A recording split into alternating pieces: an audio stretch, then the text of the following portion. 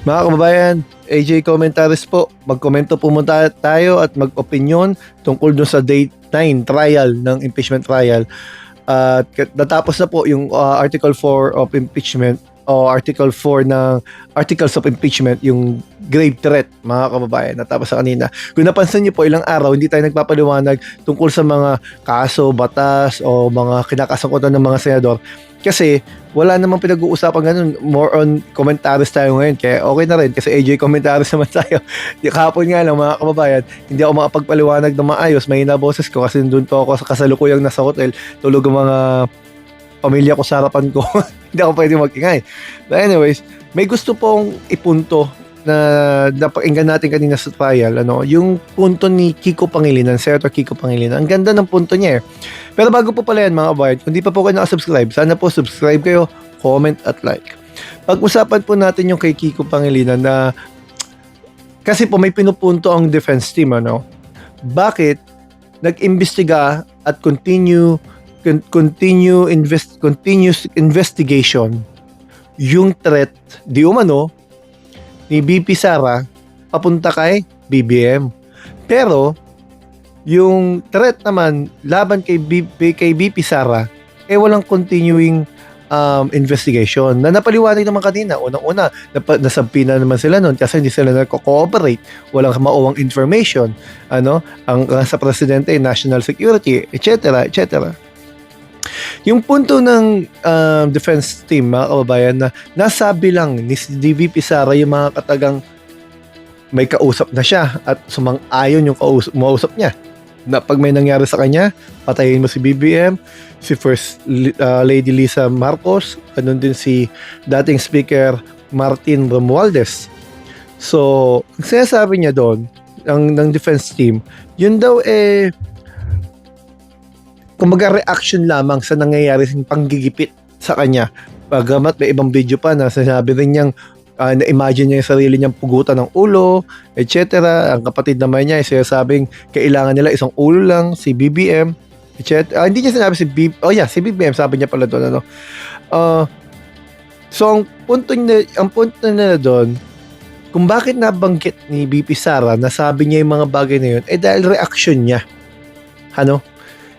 Bagamat hindi kailangan matukoy kung sinong assassin dahil wala naman sa elemento yun ng grave threat, maganda yung naging tanong ni Senator Kiko Pangilinan kasi ang sabi niya, mga kababayan, kung may investigasyon patungkol sa threat laban kay Presidente Bongbong Marcos dahil ang nag-threat ay Vice President at malaking posibilidad na may kapasidad talaga na magawa yun dahil may kakayahan yung nagbanta, mga kababayan. Kung baliktarin ba natin yung sitwasyon, si Presidente ang magbanta sa ibang opisyal, for example, kay BP Sara, iimbestigahan din ba? Sabi yes. Ngayon ang tanong, mga kababayan, ang ganda ng tanong ni Senator Kiko Pangilinan yun ba'y magiging revenge threat?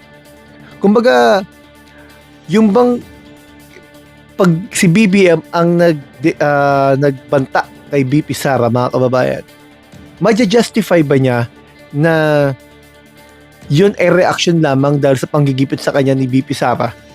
Ma-justify ba niya yun na self-defense lang yung nasabi niya? Kumbaga ginamit ni Kiko Pangilinan yung argumento mismo ng defense, na ang argumento nila reaction lang yun ni BP Sara, na self-defense lang yun kung may mangyari sa kanya. Ngayon ginamit yun mismo ni Kiko Pangilinan sa kanila. Kung si BBM ngayon ang magsabing magbanta sa kanila at sabihin freedom of expression lang, kumbaga sabihin reaction lang din niya yun, mga kababayan, payag ba silang hindi threat yun? Kasi malinaw naman sa Article 282 ng Revised Penal Code kung ano ang threat. Hindi namang sinasabi doon may kondisyon ng kailangan may kondisyon ng wala. Ang banta ay banta, hindi mo rin kailangan isa katuparan yung banta para masabi mo na totoo ang banta. Basta ang threat nakalagay kapag ang isang tao ay nagpahayag na mag-i-inflict siya at magkukos ng damage sa isang tao, sa personalidad ng sa personal na tao, sa kanyang pamilya, sa kanyang property, Yan ay banta. Hindi mo na kailangang hintayin maisakatuparan pa at yung banta ay dapat magko-consummate ng isang krimen. Halimbawa, ang sinabi niya ay, pag hindi mo to ginawa, papatayin kita. So, ibig sabihin, ang end result nun, mapapatay ka at ang pagpatay ay isang krimen. Yun. Sa argumento ng prosecution, lahat ng elemento ng grave threat na ipasa o lumampas na, nakamit na dahil sa mga naging pahayag ni Pipi Sara. Una, sabi niya, patayin mo sila. Huwag kang titigil hanggat di mo sila mapatay. So, continuing threat pa. Tapos may kausap na siya. Siya sa kanya nanggagaling to mga detalyeng to at yung kausap niya ay umuo na. At ano yung binanta? Patayin. Pagpatay. No? Na isang krimen. So, pasok na nga siya sa grave threat. So, hindi naman kailangan sa impeachment court na ma-prove beyond reasonable doubt dahil nga po yan ay hindi criminal court. Yung kailangan lang dyan, makapakita na may probable cause ba? Talaga bang sinadya niya o sinabi ba niya talaga yon? At yung mga mapapaloob pa doon. Kasi betrayal of public trust na yan eh. Kasi nanumpa siya, napoprotektahan niya ang batas, di ba?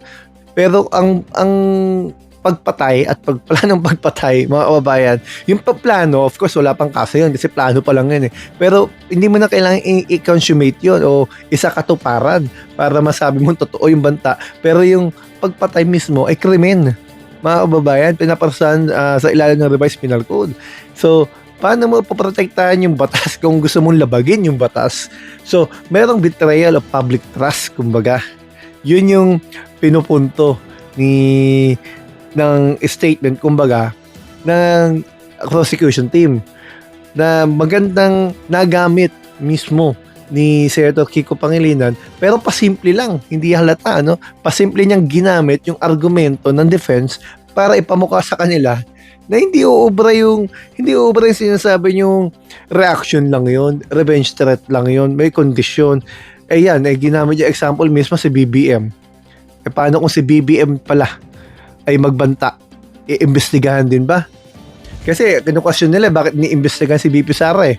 Ang sanagot ni Director Matibag, oo, iimbestigahan. Di nagkatapos-tapos doon, wala nang nasundang tanong doon, mga kababayan eh. Malinaw eh.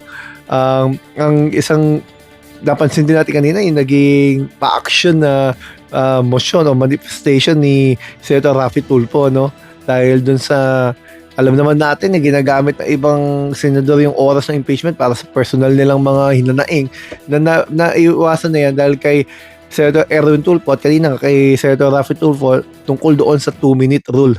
Mga kababayan? Alright, mga kababayan, hanggang dito po muli. AJ Commentaries, sana po subscribe kayo, comment at like. Salamat po sa inyo.